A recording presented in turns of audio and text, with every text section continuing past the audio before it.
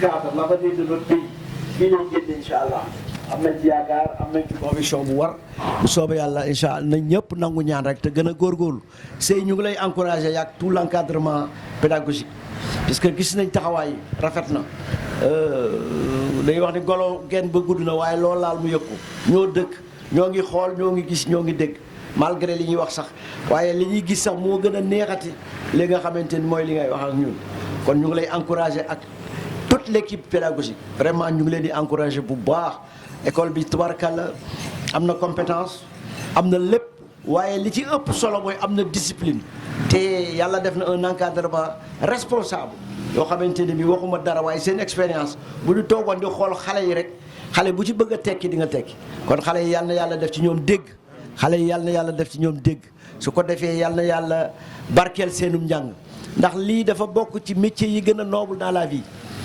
enseigner ak faj ndax tey cadre bu ñu fi dégg bu ngeen ko encadré woon tey du dégg cadre kon yéen ni vous êtes à la base de tout kon nag yéen yàlla na yàlla bàyyi leen ak seen sago bàyyi leen ak seen xel may leen wér nag ngeen yàgg a gunge njaboot gi bi jaay rasulullah donc loolu mooy li nga xamante ni kaddu la yoo xamante ni mënu ma ko woon bañ a wax bala ñuy ñaan ndax ñaan gi moom macha allah bi directeur yëkkati ne aouzu billahi rek mina sheytaani rajim ñaan dugg na ndax yàlla moom incha allah moo nu gën a xam li ñu bëgg xanaa kay dafay jaadu rek ñu wax ko li ñu gën a bëgg ci sunu làmmiñ waaye moo ñu gën a xam kon nag yàlla nañu yàlla musal ci seytaane yàlla nañu yàlla suturaal yàlla na yàlla sàmm di jaay nabil Mustafa képp ku ko jekku na def fatiha benn yoon salaatul fatiha ñetti yoon wax ci sa làmmiñ yaa latif juróom-ñeenti yoon ñu jox ko hadiyantu bi salaay salaam ñaan yàlla lii nu wax te mu nekk ci suñuy xol te yàlla rek xam loolu yàlla na ko yàlla def ci école bi jaay rasulullah su ko defee bu ñu ñaanee ma jox Cheikh Ibrahima mii mu tëjal ñu ñaan gi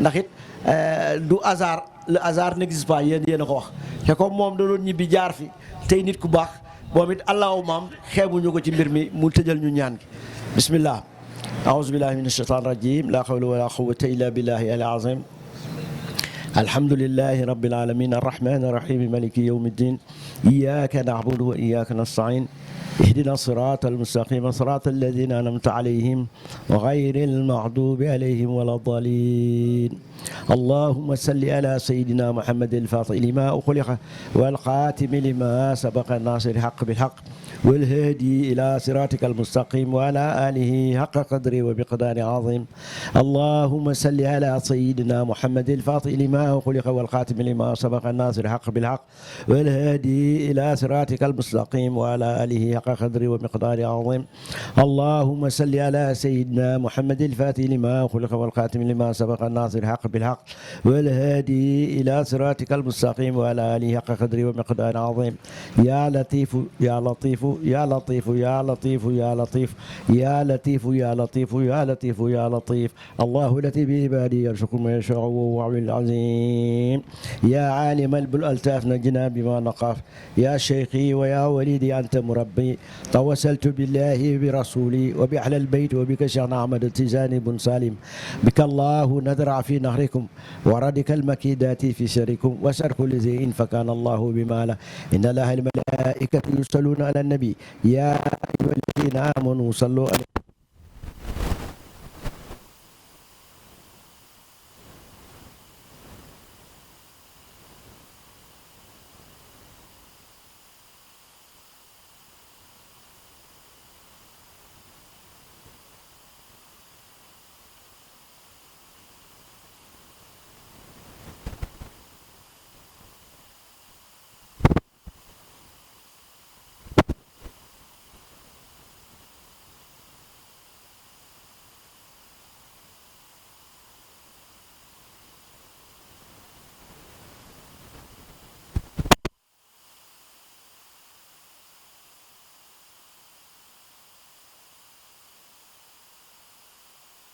maa leen nuyu yéen ñëpp seen tur ak seen sant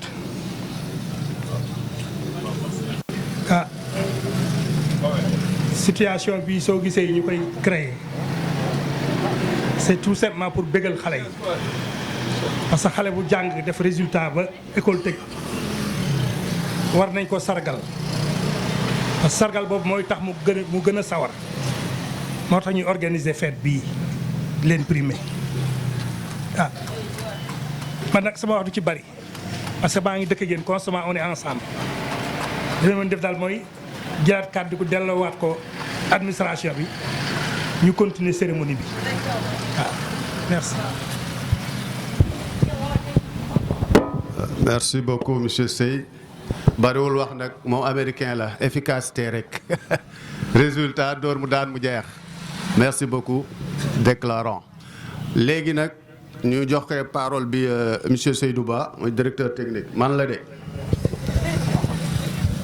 waaw léegi de je vais essayer de dama bindoon discours nag parce que dama yaakaaroon waaw je vais lire quand même mon discours Inch'Allah. Monsieur le déclarant responsable, Madame la directrice générale du collège Les Futurs Leaders, Monsieur le président des parents d'élèves, chers parents d'élèves, Messieurs les professeurs, Messieurs les membres de l'administration technique, chers élèves, chers invités.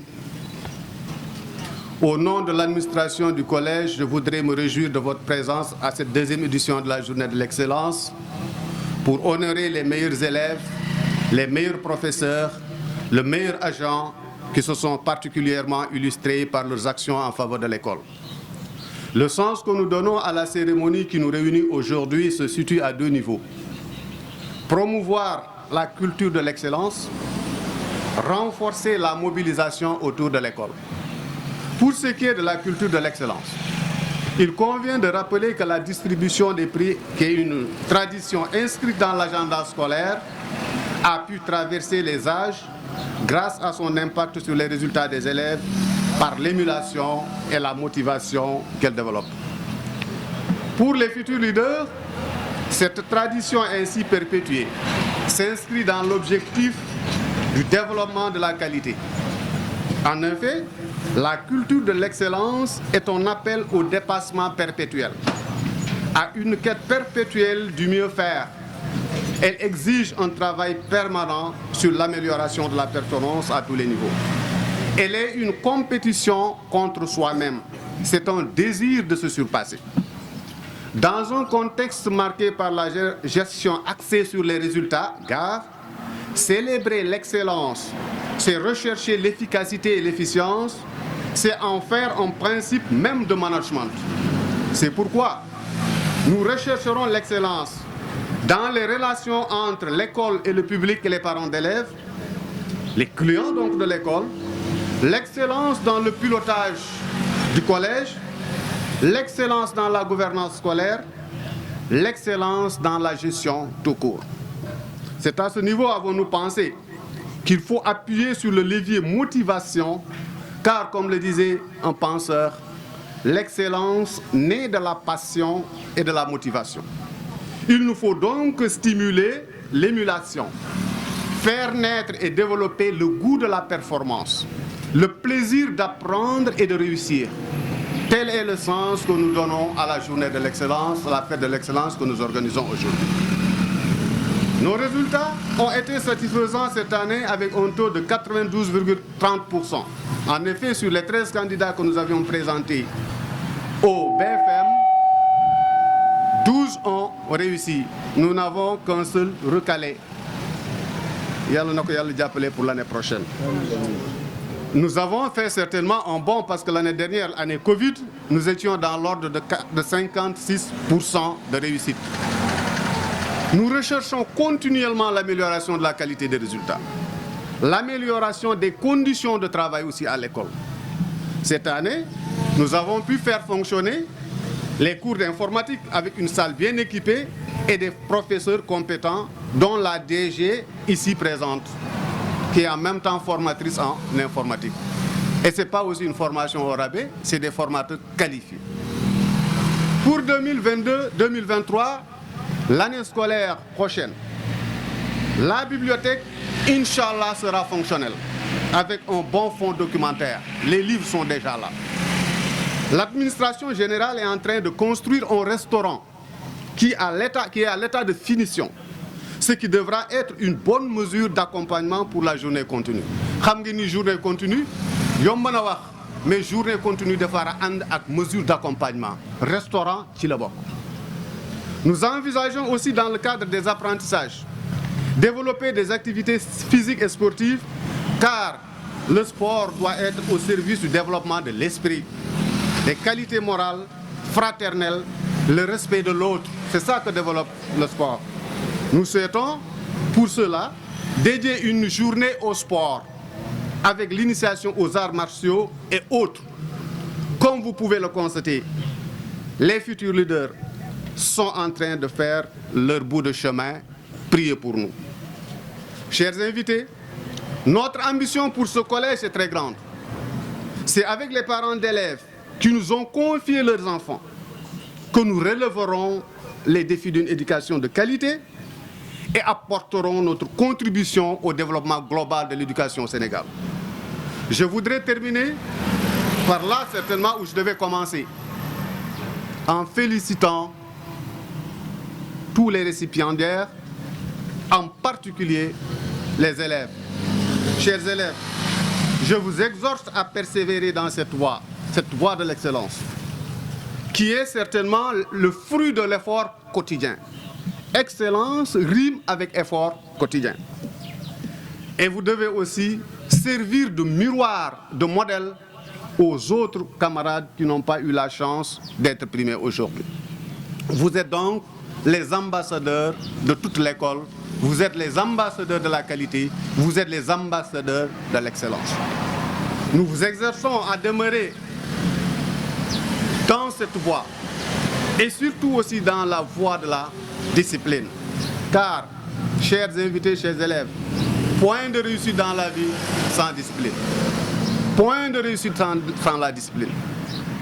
C'est la discipline certainement qui fera départager les gens. Les gens peuvent avoir le même niveau académique, certainement peut-être les mêmes compétences, mais les gens les plus disciplinés réussiront mieux que les autres. C'est pourquoi, au niveau donc des futurs leaders, nous en faisons un credo, la discipline. Partout, la discipline.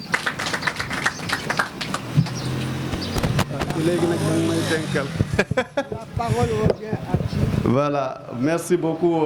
Ngeen baal ma àq nag discours bi gudd na waaw ma yaakaaroon nag voilà mais li ma bëgg a wax rek mooy liggéey ci lépp lay ci discipline lañ ko mën a amee. Boo aayee élève bu aay wala professeur bu aay bu amul yar ak teggin bu amul discipline du dem. Liggéey tamit quel que soit objectif yu nga mën a am bu fekkee amul discipline du dem kon nag discipline mooy lépp c'est au centre de tout. ñu ngi ñaan nag parents d'élèves yi ñu ngi leen di remercier. Jogel wax na ko léegi jërë ngeen jëf yéen ñi wóolu suñu école bi ba dénk ñu seen xale yi li ñu bëgg nag mooy ëllëg benn xale bu ñëw sa kër nga xool ndax am na lu ñu def ci boppam ci wàllu connaissance mais ci wàllu aussi comportement ku fi génn daal war nga am xam-xam war nga am tamit connaissance comportement bu baax. C'est ça donc qu'on veut, c'est ça donc l'objectif de notre école parents d'élèves yi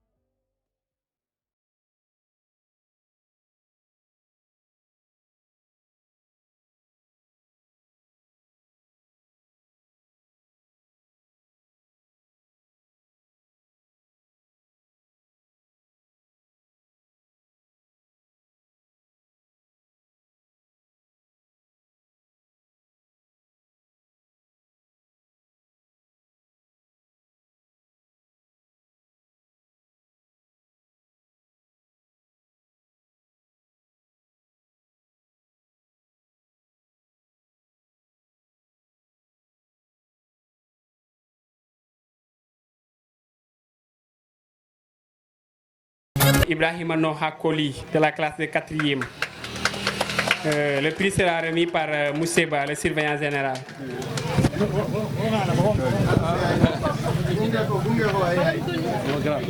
Oui.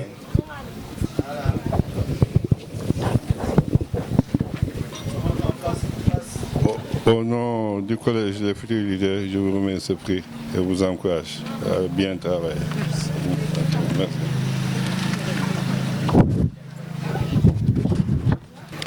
On va appeler Pape Ale Diop de la classe de 3e. Le prix sera remis par Mouché Wan, professeur Azé.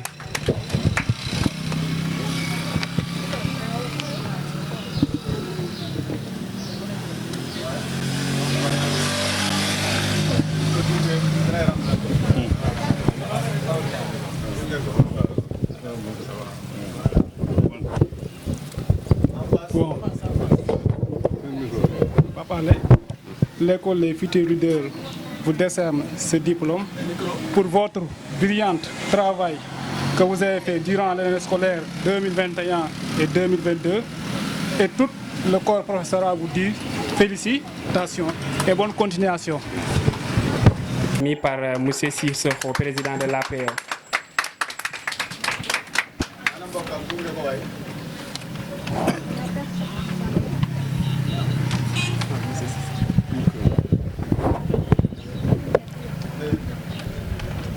Adama Fall ci turu groupe Les Futurs Leaders, je vous décerne ce diplôme d'honneur pour vos performances scolaires et votre discipline exemplaire.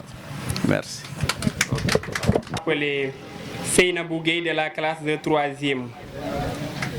Le diplôme sera remis par Madame Maguette Gueye, vice-présidente de l'APR.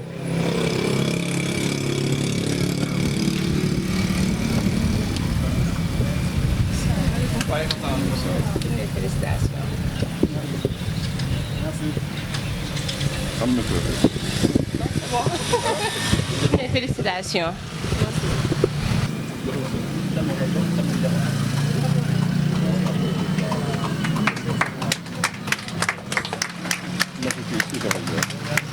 On va appeler Monsieur Mamadou Guindo, professeur SVT. Le prix sera remis par la directrice générale, Madame Sey.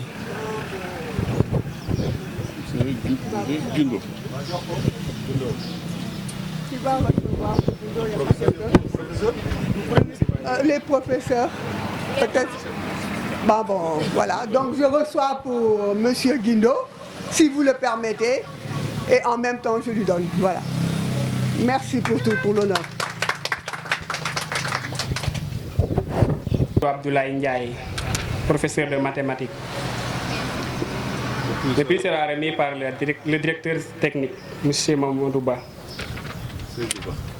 Non, Seydouba, M. Seydouba.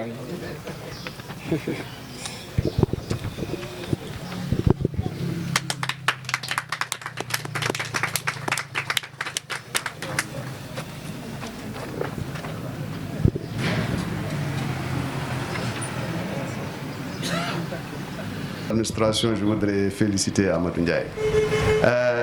C'est un professeur exemplaire comme tous les autres. Mais en plus, il est très dynamique. Il s'intéresse à la vie de l'école.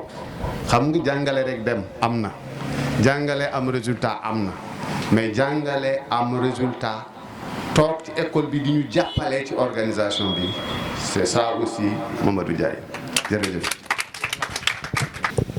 On va appeler M. Mamadou Ba, surveillant général.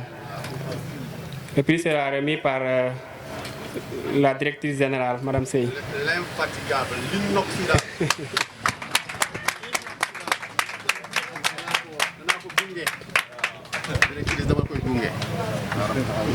Je lui rends hommage, si vous permettez, de par son professionnalisme, de par sa rigueur et par sa disponibilité et son engagement. Dans tous les dossiers, M. Ba est avec vous. Et en plus de ça, il partage son savoir en toute humilité. Merci encore, M. Ba. On ne cessera de vous remercier.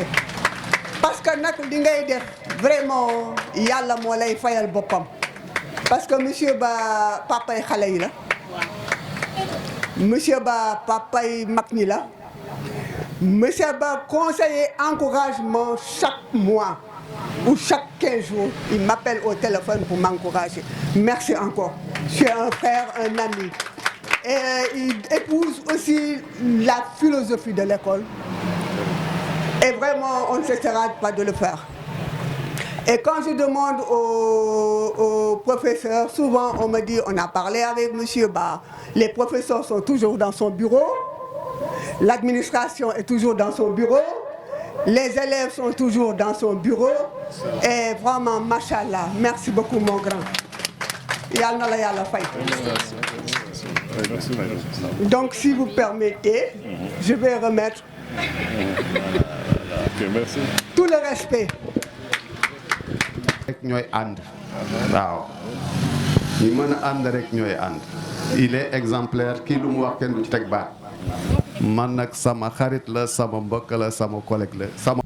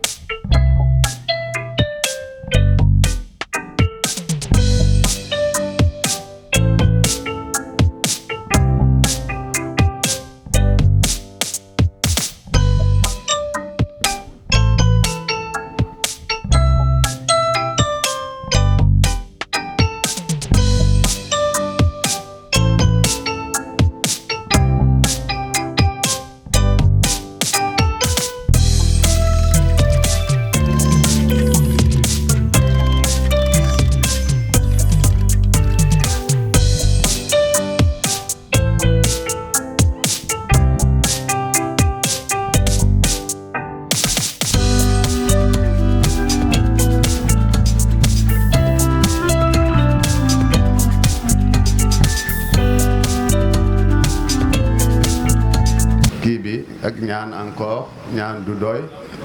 Madame Sey va après définitivement clôturer imam ñëwal nga jox ñaari kàddu ñaanal ñu après Madame Sey remercie ñëpp ñu tas après ñu dem seeti affaire séeréer yi macha Allah. waaw bismillahi rahmaani rahim alhamdulilah wasalaatu wasalaamu ala rasulillah. sunu kàddu yi ñi jël dañ koy jël ci turu imam ci quartier bi muy benn di turu imam Dieng bokk bu ñu bokk ci quartier bi école bi nekk ci quartier bi ci kàddu boobu la ñuy waxee. kàddu bokk ci ñuy jàngale loolu moom taxuñoo jóg waaye dafa am loo xam ne rek dañ ko bàyyiloo xel rot na ci discours yi nag mooy école yi mel nii bu sampoo ci koñ yi mel nii souvent ñi dëkk ci koñ bi duñu mën a comprendre te fekk ne ñii fiy jàngale mooy fu ñu munti dem même professeur yi lañ fay fekkaat kon différence amu fa bu bees la ak yàgg nag yàggul ak ñay jàngale fu yàgg ak ñuy jàngale fu bees benn rek lañu même professeur boo demee moom ngay fekkaat ci yenn école yooyu kon amul changement kon li ñu war rek mooy ñu xam ne école bi ñun ñoo ko war a tax mu jóg kooku muy benn ñaareel ba dañuy gërëm waa école bi bu baax ndax monsieur Sey du ma bàyyi monsieur Ba ak soxna si ak surveillant ñoom mënoon nañu wax ne fii classe français kese la mais terewul dugal nañ ci arab boobu ñu ci dugal ñu jox ñu liberté pour ñu jàngale ci sunu façon kon ubbi nañu bunt bi pour suñu doom yi ñu yee leen ci wàllu àdduna mu am benn mot boo xam ne Sey da koy répété dañoo bëgg xale yi xam tuuti ci seen diine wala xam seen diine waaye dañoo bëgg ñu xam lan mooy yar waaye dañoo bëgg ñu xam nan la ñu comporté woo ak seeni parents kon loolu ëpp naa sàggane loolu dafa am solo kon rôle boobu mun nañu ko ñàkk wax ci ne Sey dafa pare benn pour xale yi am xam-xam mais ñu nekk ñu yaru ëllëg ñu mën a nekk ay leader dëgg. ci phrase arabe yi may jàngal xale yi dama ciy dugal turu école bi def naa ko ci arabe ñoom ñëpp li may wax nii bu fekkee fàttewuñu li ñu jàng xam nañu lan lañ ko wax ci arabe pour ñu xam valeur u tur bi nga xam ne moom la école bi yore. kon loolu ñoom ñoo ko war a valoriser pour ëllëg fu ku génne rek xam ne man école sàngam laa génnee kon dañuy remercier waa école bu baax di leen gërëm di leen sant mu am nag loo xam ne sëy daf ñu koo defal maag sama soxna actuellement nii depuis le 18 juillet bi passé ba tey ñu ngi yor daara fii ci école bi fii ci kaw ñu ngi fiy jàngale daara le 11 la ñu nekk war a jeexal mais loolu yëpp ci ouverture am ak bëggam lu baax moo tax ñu may ñu bunt boobu bu ñu ubbil ñu loolu ba ñun ñu jël fi benn classe ci kaw ñu ngi jàngale lépp lu classe bi aajowoo moom moo ko fi def dañuy ñëw fekk fi ndox fekk fi lépp kon loolu may wane bëgg-bëggam ak participation am ci nan la ñuy développé waatee suñu doom ñi yarat leen ci vacances yi mais gànnaaw góorgóorlu ci jàngaleen alquranul karim kon vraiment loolu ñu ngi koy remercier monsieur Seye ak madame di leen ci ñaanal yàlla subhanahu wa taala bu baax a baax kon kàddu yi moom mënu woon ñàkk a wax la di wax élèves yi ne leen seen tànk fi ngeen ko teg foofu la fii am ngeen leneen occupé yëpp am ngeen ko élève bu génn ci mbedd mi di taxawaalu ci yow la neex ndax boo génnee classe am nga foo mën a dugg fu la mën a téye mun ngaa jàng ci école bi ba wàcc ci suuf duñ la gis waaye nag yenn saa yi élève day bëgg liberté ba nga xam ne day def loo xam ne da koy lor te du ko yëg kon su ko defee seen temps na ngeen ko sacrifier ci njàng mi ngeen def seen temps na ngeen ko def ci njàng mi temps njàng la temps vacances la temps noppalu la temps nelaw la mais bu ci nekk boo ko joxul wàllam day feeñ ci sa dund kon loolu lañ leen bàyyiloo xel ñu ñaan yàlla ñu yàlla may ay ndam école bi fu mu teg tànkam yàlla bu mu ko tegg mukk yàlla na continuer ba àgg ci li nga xam ne moom la ñu mébét ci école bi yàlla na ko yàlla def kon incha allah ñu ñaan أعوذ بالله من الشيطان الرجيم بسم الله الرحمن الرحيم الحمد لله رب العالمين الرحمن الرحيم مالك يوم الدين إياك نعبد وإياك نستعين اهدنا الصراط المستقيم صراط الذين أنعمت عليهم غير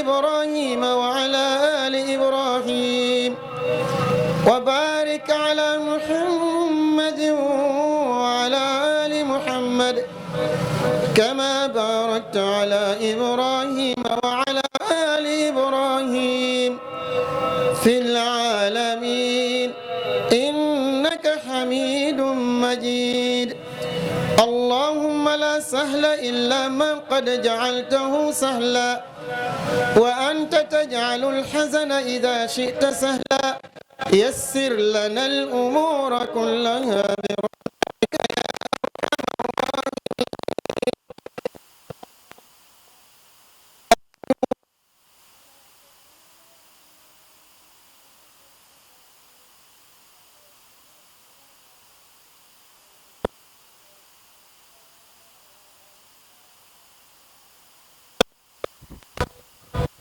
ربنا لنا من لدنك رحمة وهيئ لنا من أمرنا رشدا اللهم أعز ديننا وألف بين قلوبنا واهدنا السبل السلام وجنبنا الفواحش ما ظهر منها وما بطن وصل اللهم وسلم وبارك على نبينا محمد وعلى آله وصحبه وسلم تسليما كثيرا سبحان ربك رب العزة عما يصفون وسلام على المرسلين والحمد لله رب العالمين على المرسلين والحمد لله رب العالمين